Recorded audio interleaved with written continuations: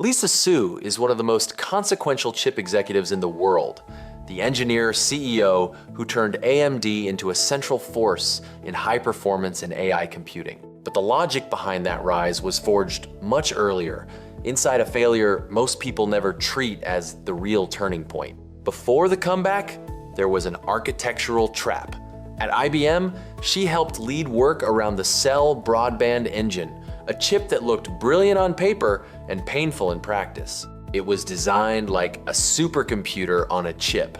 One general-purpose core, multiple specialized cores, huge theoretical performance, big ambition. And on the surface, that sounds like exactly the kind of bold technical move that should define the future. It didn't. This is the part people usually miss. The real failure was not that the chip lacked intelligence. The real failure was that it was too optimized for theory and not optimized enough for use. Developers had to manage memory transfers manually. The architecture asked the software ecosystem to carry too much weight. So what looked like technical superiority became friction. And once that friction got high enough, the market stopped caring about the peak numbers. That mattered because the loss was bigger than one product disappointment. What broke here was a way of thinking. The old model said, build something extreme, push frequency, chase peak performance, and the world will adapt. But the power wall was closing in. Heat and efficiency limits were getting harder. Compatibility still mattered, tooling still mattered, developer reality still mattered. The system was changing, and that design belonged to the wrong future. And that failure seems to have taught the most important lesson in the whole story. A chip is not valuable just because it is fast. It is valuable when the surrounding system can actually use it. That shift is huge, because once you stop worshiping theoretical maximums, you start building for durable advantage instead. Not flash, not hero projects, real adoption, real efficiency, real leverage. You can see that logic harden in the next phase. At Freescale, the move was rationalization.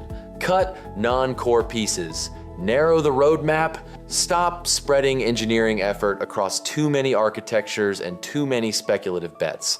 On the surface, that looks conservative. It wasn't. It was a refusal to waste structural energy. A lot of people fail after a setback because they keep adding. She got sharper by subtracting. Then came AMD. And again, the important move was not cosmetic recovery. It was architectural reset.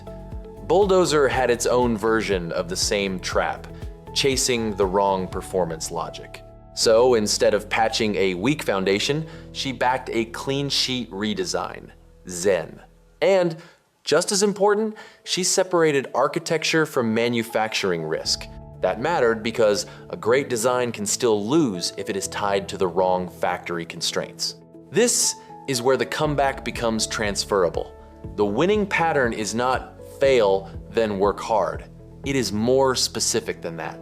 First, identify what the failure actually exposed, then remove the hidden friction, then simplify around what scales, then commit long enough for the new system to compound. That is not just a semiconductor lesson. It applies to careers, businesses, creative work, almost anything. People often think they lost because they took one hit. Usually they lost because they rebuilt on the same bad architecture. So the real reversal here was not just money or reputation, it was position.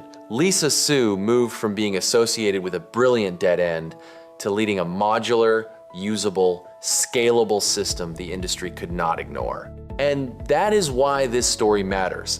Not because she came back, because she came back with a better operating logic than the one that failed. And next time, we stay with the same deep pattern, not just surviving damage, but turning physical limits, repeated setbacks, and public underestimation into a higher level of control. That is exactly why the next episode has to be Jackie Chan.